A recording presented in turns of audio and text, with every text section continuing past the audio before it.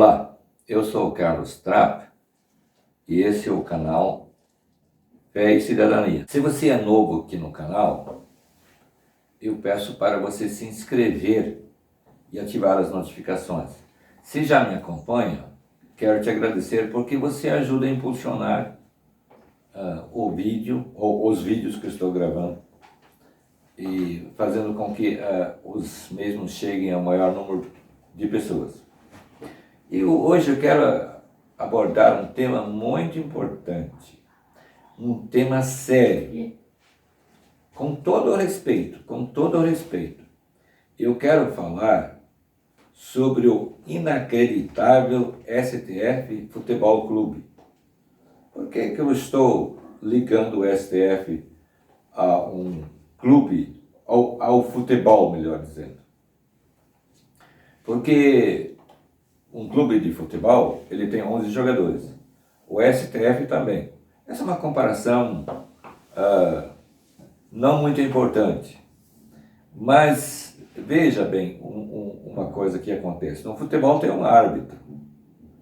Agora, no STF, quem julga os ministros são os senadores. Mas, por outro lado, é a instância superior, por isso que se chama-se Superior Tribunal Federal. Não tem para quem apelar além do STF. Você não tem como entrar com uma ação com outra instância para você rever uma situação talvez adversa ou uma situação adversa que os juízes tomaram.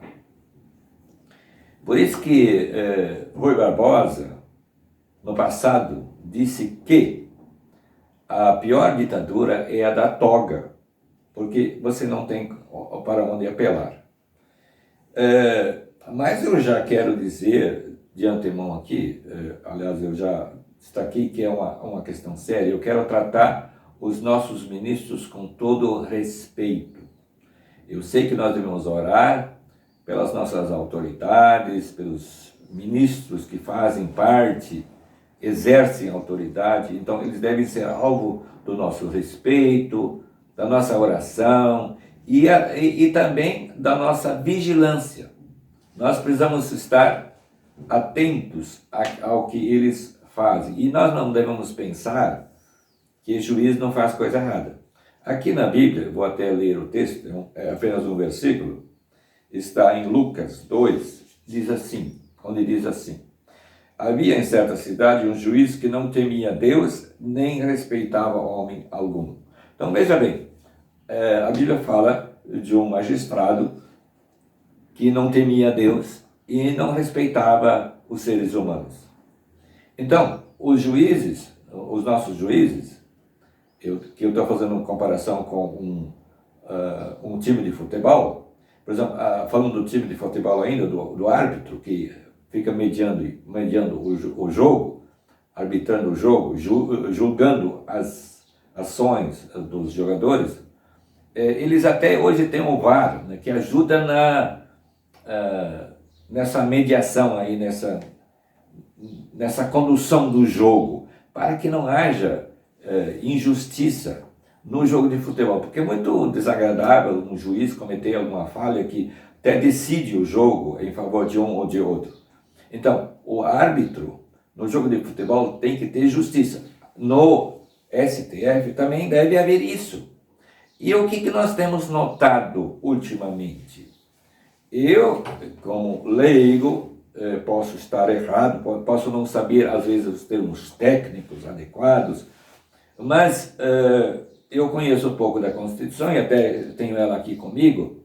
Vejo que eles estão com as suas ações deixando a gente com certo receio. Até eu estou assim sob pressão sobre aquilo que vou falar, porque a gente parece que está pisando em ovos. Mas não deve ser assim. Nós devemos nos sentir à vontade para fazer questionamentos, porque o artigo 5º, a linha 4, diz que é livre a manifestação de pensamento. Então, eu não posso ser tolhido naquilo que eu penso, naquilo que eu falo. Obviamente que eu devo fazer isso com responsabilidade. Mas os juízes, o pessoal do STF, os ministros do STF, não devem ficar tolhendo as pessoas, como tem acontecido com a Bárbara, que tem um canal na internet, que foi desmonetizado. Ela até diz hoje que não sabe por que aconteceu isso.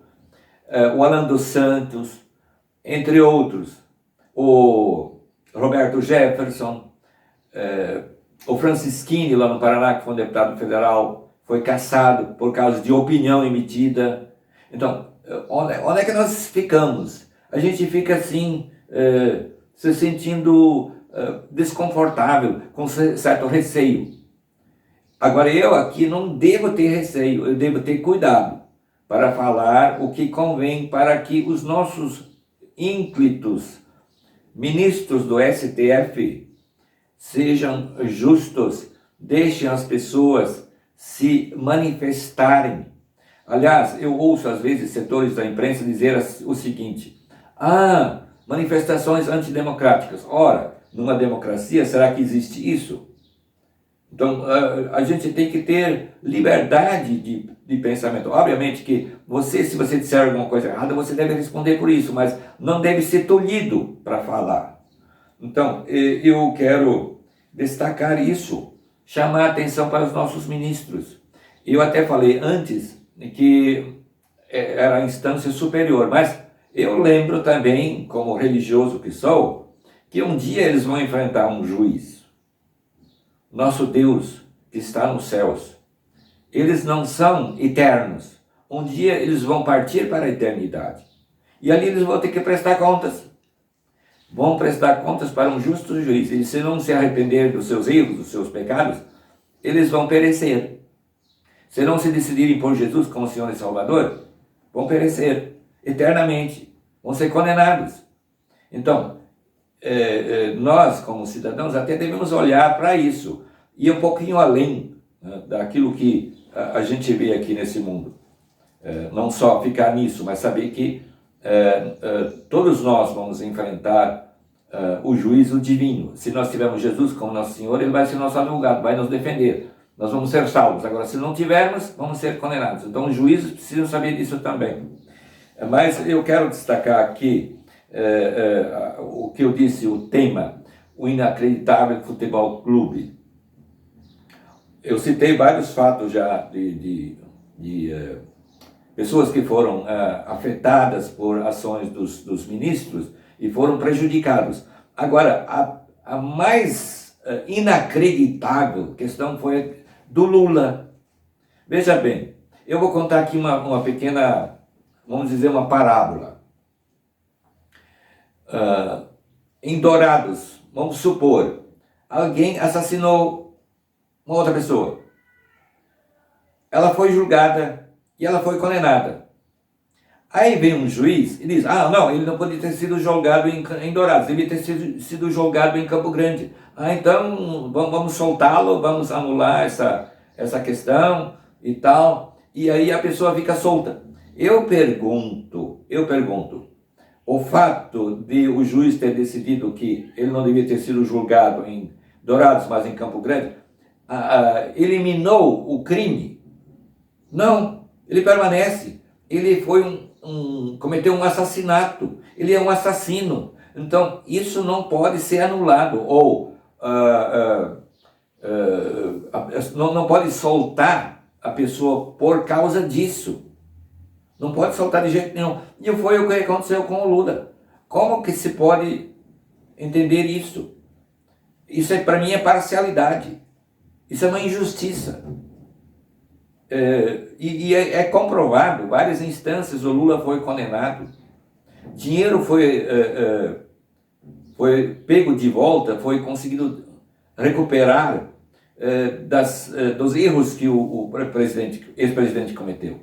Então, nós devemos ter essa consciência de que nós, cidadãos brasileiros, devemos ser zelosos e devemos exercer a cidadania.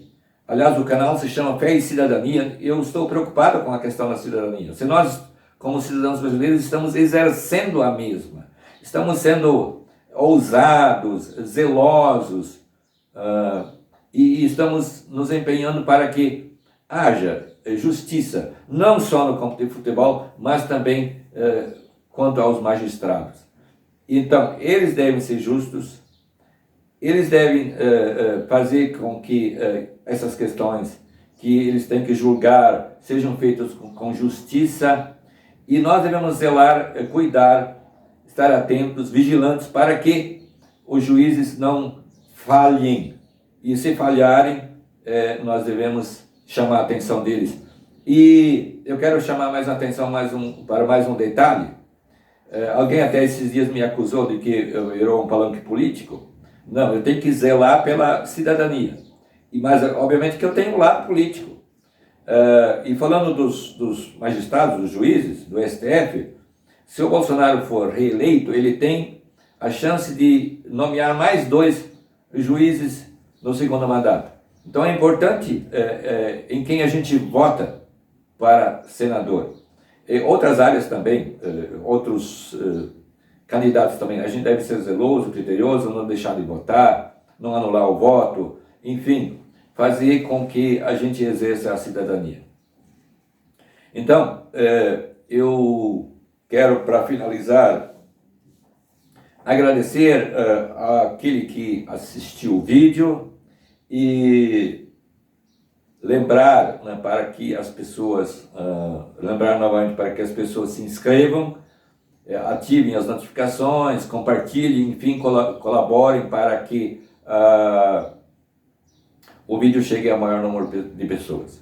Mas concluindo, agora de fato, vamos sempre orar. Eu sempre termino pedindo oração. Vamos orar pelos nossos ministros, tratá-los com todo respeito, mas também chamar atenção quando eles fizerem coisas erradas. E assim exercer a nossa cidadania. Muito obrigado.